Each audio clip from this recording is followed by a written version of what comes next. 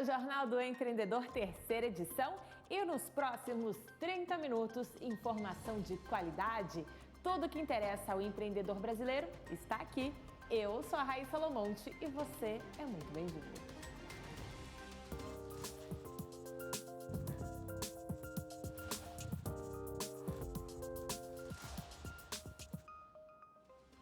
Frente Parlamentar do Empreendedorismo quer ampliar a desoneração da folha de pagamento para incentivar os negócios no Brasil. Sistema Comércio entrega propostas e recomendações que devem ser analisadas pelo Congresso para o desenvolvimento do país. Toma posse o novo presidente da Associação das Empresas Cerealistas do Brasil, entidade que reúne as grandes responsáveis pela comercialização da safra brasileira. Essas e outras notícias você acompanha agora aqui no Jornal do Empreendedor, terceira edição.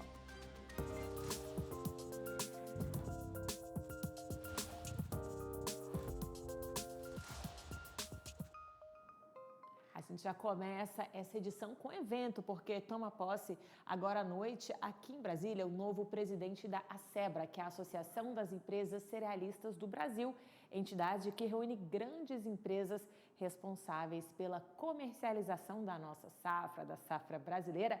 O repórter Márcio Fontinelli está lá no local e traz as informações. Boa noite, Márcio. Oi, Raíssa, boa noite para você, boa noite a todos que acompanham o Jornal do Empreendedor, terceira edição. E ao meu lado, o novo presidente da ASEBRA, Jerônimo Kerry. Presidente, para a gente começar, quais são as propostas que o senhor pretende apresentar ao longo desse mandato? Bom, primeiro que é um orgulho poder presidir uma entidade tão importante de um setor mais importante ainda para o agronegócio. O cerealista ele cumpre um papel fundamental, é um dos elos mais importantes da cadeia.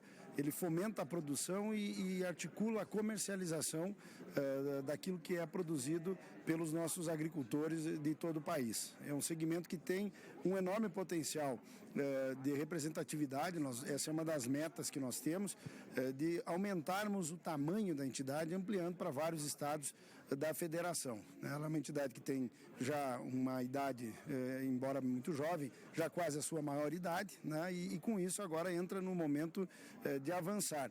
E nós vamos, portanto, criarmos uma plataforma de negócio que vai gerar entregas aos associados, aumentando esta vinda de novas empresas para nos dar a força política, que é justamente no sentido de construirmos as políticas públicas de interesse do setor. Então, é um trabalho de 2 anos, eu me dispus a esse período, eu que cumpri 20 anos como deputado federal e estadual, e agora vou entregar o meu tempo para fazermos justamente essa articulação, construirmos a agenda setorial e resolvemos 2 temas, por exemplo, como a reforma tributária, que da forma como está é altamente prejudicial ao segmento, e temas como a armazenagem, que é também um grande gargalo do agro brasileiro, mas com certeza existe muita demanda das nossas empresas no sentido da construção desta infraestrutura que é estratégica para um país que vive do agronegócio. Então, são alguns assuntos e algumas ações que nós vamos empreender justamente no sentido de ocuparmos o espaço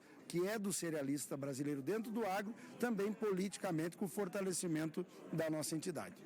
Presidente, com relação ao empreendedorismo, o que o senhor pretende fazer para auxiliar quem está investindo nessa área também e as empresas que o senhor até comentou um pouco antes da gente entrar ao vivo, que o senhor pretende aumentar o número de associados, hoje são 135, então o que o senhor pretende fazer para aumentar nessa questão do empreendedorismo? Primeiro, a plataforma de negócios vai gerar oportunidades que vão ser interessantes, né, aos clientes do cerealista, que são os agricultores. Esse é o primeiro ponto. Depois, legislativamente, resolver problemas como o TCFA, que é um abuso, a forma como ela é cobrada, porque não é para o papel de cuidar do meio ambiente, é para a arrecadação do governo brasileiro, né? Então são esses tipos de ações que vão melhorando o ambiente de negócios, dando competitividade, dando renda aos empresários e, ao final, dando lucro aos agricultores. Nós entendemos que uma cadeia precisa ser inteira, né? E, portanto, ações como essa vão ser articuladas justamente para termos uma melhor condição de competitividade, diminuindo assimetrias e entregando produtos, né, que sejam úteis para fidelizar o produtor àquela empresa que é parceira do negócio dele. Para a gente encerrar, presidente, tem muitas autoridades aqui com a gente hoje acompanhando o evento. Uma das funções da SEBRA é justamente fazer esse desenho político no Congresso Nacional para conseguir a aprovação de pautas. Como é que vai ser esse trabalho, então, com o Congresso Nacional? A minha experiência como deputado vai, imagino que ajudar justamente pelo relacionamento que a gente tem. Mas nós estamos reformulando a estratégia interna, estamos apresentando também uma mudança de coordenações, criando conselhos e comitês internos, para que a gente não fique na dependência da figura do presidente, envolva os empresários e envolva vários atores que nos darão essa condição de sermos competitivos. Presidente, obrigado pela sua participação. Um bom mandato para o senhor. Raíssa, eu volto com você. Tá certo, obrigada. Márcia, agradeça também ao presidente. A gente segue acompanhando esse importante trabalho para esse segmento tão representativo. Obrigada, Márcio. Bom, e a Frente Parlamentar do Empreendedorismo quer desonerar a folha de pagamentos para todos os setores da economia e também quer a ampliação do Simples Nacional, programa voltado às micro e médias empresas. A pauta com as reivindicações dos parlamentares foi entregue nesta quarta-feira ao ministro da Fazenda, Fernando Haddad. O encontro foi aqui em Brasília. O deputado Danilo Forte, vice-presidente da Frente Parlamentar do Empreendedorismo, em entrevista aqui ao canal Empreender, falou sobre o resultado dessa reunião. Vamos conferir.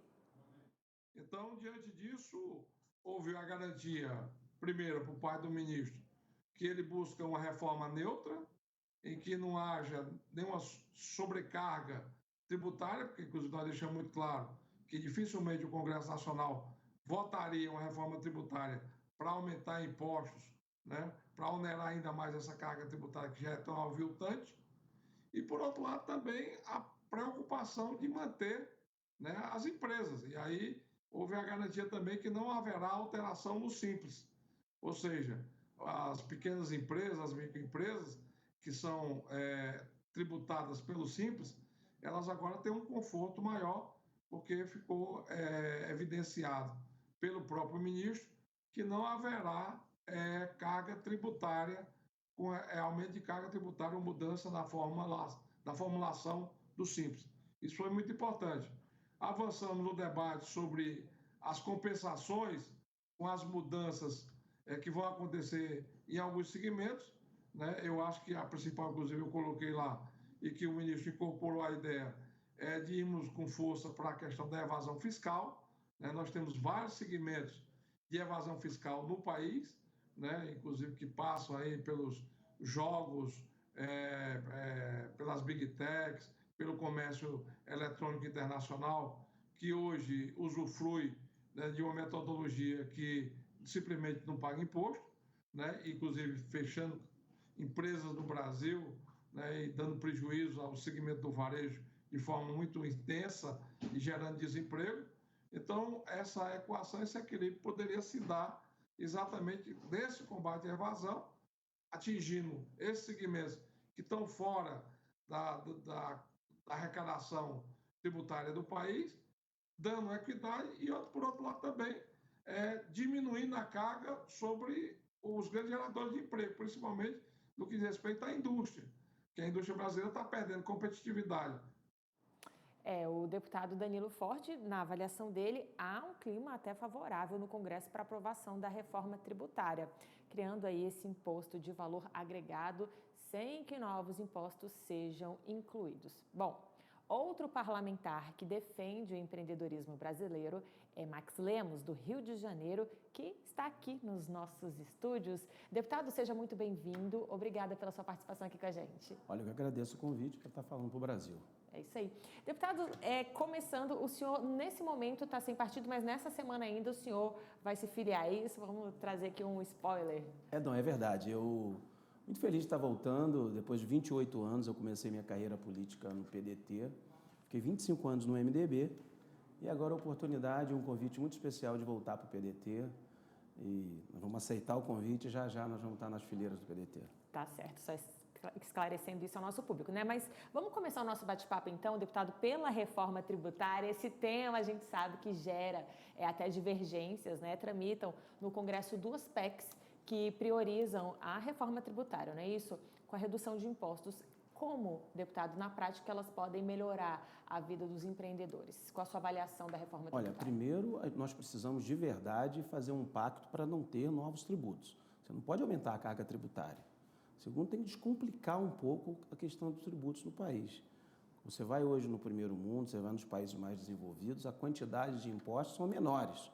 Já a quantidade, não é nem só o índice da tributação, mas os impostos, o número de impostos são menores. Então, isso precisa de ser descomplicado. O país tem uma carga tributária grande do ponto de vista dos seus índices, mas também tem muitos impostos. E eu acho que esse debate ele vai ser um debate longo, não é uma coisa que se resolve da noite para o dia. Vai votar esse ano, eu acho que isso aqui é o mais importante. A reforma tributária é aguardada há muitos anos no Brasil, eu acho que esse é um ambiente que está se construindo esse ano. Já ia justamente perguntar para o senhor se na sua avaliação ainda tem clima para esse semestre. Agora, voltando um pouquinho na fala do senhor, além da carga ser alta, é muito complexa, né? Muito complexa, fica difícil. Por mais que se busque transparência no país, você tem um número de impostos tão grande, isso prejudica o cidadão comum, o microempresário, aquele que emprega 3, 4, 5 pessoas. Isso é muito complicado, eu acho que esse é um momento para discutir. E como melhorar, assim, a gente tem a questão da reforma tributária, dos impostos, a gente ouve muitos empresários falando da questão da burocracia, como melhorar o nosso ambiente de negócios aqui no Brasil? Olha, primeiro, a aprovação da reforma tributária ela é fundamental. Agora, eu acho que o presidente Lula deu um grande passo. Ao colocar o vice-presidente da República à frente do ministério que cuida do desenvolvimento econômico do país, eu acho que ele se compromete não só com a reforma tributária, mas se compromete de trazer o desenvolvimento de volta. Eu acho que isso é muito importante. Você sabe que Geraldo Alckmin fez um grande governo e fez um governo que desenvolveu São Paulo. Ele tem esse jeito, esse tato para cuidar do empresariado, sem gerar desemprego. Eu acho que esse passo dado pelo presidente Lula foi muito importante, porque ele mostra para o Brasil, mostra para o setor produtivo, principalmente, de que existe de verdade boa vontade com quem gera emprego.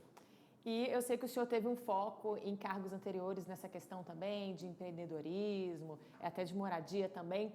Como o parlamento, como os deputados e senadores podem ajudar, além da reforma tributária, a melhorar esse ambiente de negócios aqui no nosso país? Olha, eu tive a oportunidade de ser prefeito no município da Baixada Fluminense. E eu lembro bem que o orçamento desse município era de 96 milhões por ano para cuidar de 150 mil pessoas.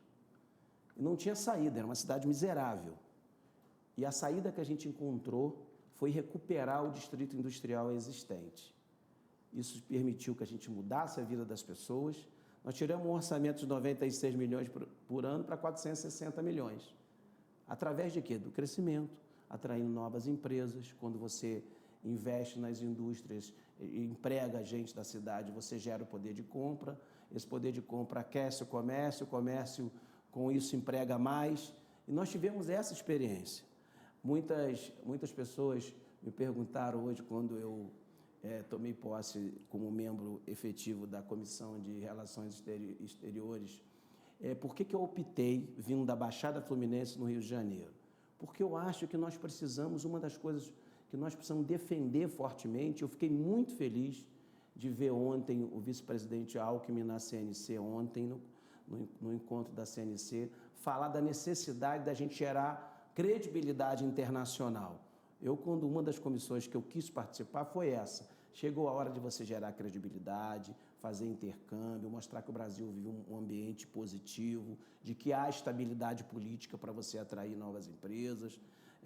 O capital internacional precisa entrar no país, é importante. E eu fiquei muito feliz de ver essa palavra dele ontem. E eu sou um defensor dessa área, do setor produtivo. Você tem que facilitar a vida das pessoas. Não é que você tenha que abrir mão do que é legal, não é você sair dando licença ambiental de qualquer maneira. Não é isso que resolve o problema. Agora, você tem que desburocratizar, você precisa ajudar, porque quem vem investir, quer investir logo, quer ter segurança jurídica, quer ter segurança política e quer velocidade, não quer ficar preso na burocracia, não quer ficar preso na possibilidade de criar dificuldade para vender facilidade. Você não pode oferecer isso para o primeiro mundo. Você não pode oferecer isso para os países desenvolvidos. Você não pode oferecer isso para grandes empresas internacionais. É isso. Agora, mudando um pouquinho de assunto, eu sei que o senhor, mas ainda nesse contexto, né, o senhor criou aí a Frente Parlamentar da Habitação de Interesse Social. Como isso pode colaborar até para o empreendedorismo em áreas mais desfavorecidas? Olha, eu tive a oportunidade, além de ter sido prefeito, fui deputado estadual e fui secretário de Estado de Infraestrutura e Obras do Rio de Janeiro até pouco tempo. Fui o responsável pelo maior número de obras de infraestrutura da história do Rio de Janeiro. E eu conheço bem as comunidades do Rio de Janeiro, conheço bem as favelas. Quando você melhora a qualidade de vida dentro das favelas, dentro das comunidades de ocupação, quando você cria infraestrutura de saneamento, quando você cria infraestrutura de pavimentação, quando você leva escola, você, no momento do investimento, você está gerando poder de compra, quando você emprega, movimenta o comércio local, e também você cria oportunidade das casas serem melhoradas, você ter uma vida melhor, quando você tem uma vida melhor, com certeza você vai gerar padaria nova na esquina, você vai ter o mercadinho chegando, você vai ter o entretenimento. Porque quando você melhora o ambiente local, a questão física de onde está vivendo as pessoas, com certeza você vai ter ali um local para que haja entretenimento, para que o barco suja, a pizzaria suja, para que você possa, de verdade, melhorar a condição. Hoje, eu não tenho dúvida que o Brasil precisa pensar o investimento nessas áreas de ocupação, nas favelas, é fundamental. Por isso que nós criamos a Frente, né, de Interesse Social de Habitação e que a gente chama agora de Frente das Favelas, acabou ficando famosa dentro da Câmara, está aprovada, dia 29 nós vamos implantar ela e começar essa discussão pelo Brasil, usando muito o exemplo do que a gente teve no estado do Rio de Janeiro, especialmente na cidade do Rio de Janeiro, onde você tem centenas de favelas, que você tem cada um com a sua realidade, cada um com a sua particularidade, mas tem muita coisa de cultura, tem muita coisa que você pode aproveitar. Você tem uma população que todo mundo acha, a favela só tem bandido. Não, muito pelo contrário. E saem grandes talentos dessas áreas. Até que a gente noticia grandes negócios, startups. 99,99% das pessoas são pessoas trabalhadoras, são pessoas que vivem do trabalho todos os dias, o que precisa de uma vida melhor. Então, eu defendo que haja um tratamento especial para essas comunidades, porque eu acho que com isso, você não melhora a sua vida da pessoa, você melhora o ambiente de negócio. Gera renda ali para aquela Não tenha dúvida disso. Deputado, olha, muito obrigada. A gente acompanha depois, então, o lançamento dessa frente. Obrigada pela sua participação aqui conosco. Uma ótima noite. Olha, eu que agradeço. Parabéns aí pela emissora, pela iniciativa. A gente tem que todos os dias hoje estar lutando para que você possa ter um ambiente no Brasil de negócios, um ambiente melhor, mais atrativo, principalmente para a geração de emprego, que é isso que a gente tem que trabalhar todos os dias, incansavelmente. É isso aí. Obrigada, deputado. Eu que agradeço. E até a próxima.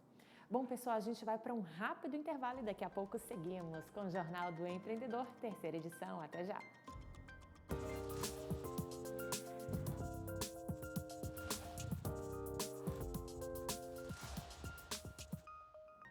Já estamos de volta com o Jornal do Empreendedor, terceira edição ao vivo para todo o país. Seguimos com as notícias que movimentaram o empreendedorismo nesta quarta-feira.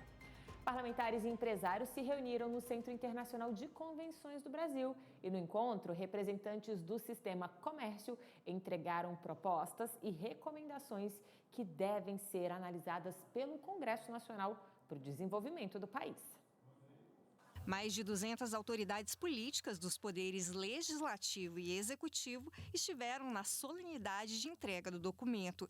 Em seu discurso, o vice-presidente da República, Geraldo Alckmin, destacou a relevância do diálogo entre o setor e as maiores instâncias do poder. Nós precisamos estimular setores que empregam, porque eles acabam ajudando, né? Nós temos que estimular.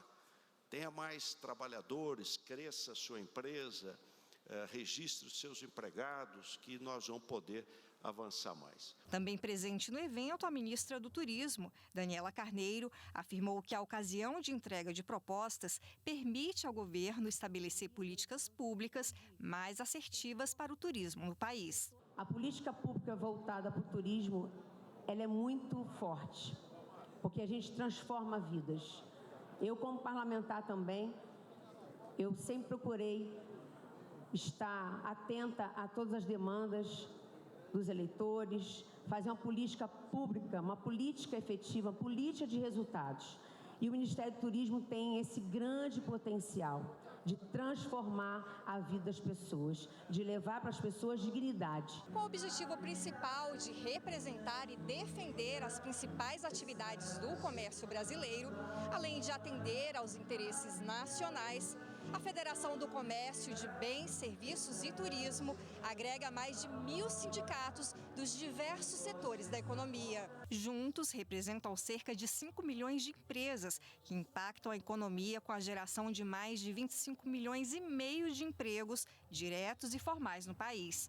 O documento com propostas e recomendações apresentadas ao governo federal destaca também a sobrecarga de impostos. A maior preocupação da CNC é a possibilidade de que o setor de serviços, maior empregador do país, seja prejudicado com a reforma tributária. Nós vamos precisar do apoio do Congresso Nacional para que essa reforma tributária possa vir atender às necessidades do empresariado brasileiro, no sentido de minimizar essa carga tributária, de quebrar essa burocracia imensa que tem para se apurar impostos do Brasil. E a CNC está muito ativa em relação a isso. Além desta preocupação, o presidente da CNC, José Roberto Tadros, pontuou a relevância da entidade em mediar as relações com o governo federal, destacando que o setor de comércio, bens e turismo impulsiona o desenvolvimento tecnológico e promove o desenvolvimento do país. O microempresário é um empresário genuinamente nacional. Ao longo do tempo, ele era tratado com igualitarismo. A grande empresa e o microempresário tinham as mesmas imposições tributárias. Ele não sobrevivia. Felizmente, numa determinada época, se fez um trabalho de estimular a micro e pequena empresa. Mas nós precisamos avançar muito mais do que nós pensamos para um Brasil racional, um Brasil fora dessa neurose tributária, esse furor tributário. Nós estamos trazendo esse perfil e entregamos hoje ao Dr. Alckmin. De acordo com o IBGE, o setor de comércio e serviços é o principal motor da economia brasileira. Em 2020, esse setor foi responsável por cerca de 74% do produto interno bruto do país. Além disso, o setor emprega a maior parte da força de trabalho no Brasil, respondendo por cerca de 70% dos empregos formais do Brasil. Presidentes estaduais das federações do comércio de bens, serviço e turismo de todo o país também apresentaram documentos específicos de cada unidade da federação e do Distrito Federal. Esse é um documento que foi feito pelos 27 estados, né? Cada estado reuniu empresários e viu as necessidades do setor produtivo para que pudéssemos apresentar aí para os nossos deputados federais, senadores e para o presidente da República. Então, é um documento importante que mostra o que as empresas precisam para que a gente continue gerando emprego e renda no Brasil. Olha, começou hoje a entrega das declarações de imposto de renda à pessoa física. A Receita Federal informou que só nas 2 primeiras horas do dia foram entregues quase 500 mil declarações. São Paulo é o primeiro estado na relação de maiores contribuintes em dia com Leão, seguido do Rio de Janeiro e Minas Gerais. O prazo termina em 31 de maio, atenção. Bom, essa edição do Jornal do Empreendedor fica por aqui. Mais notícias ao vivo às 7h30 da manhã e também às 11h30. E você já sabe, assistir já é um bom negócio. Tchau, tchau!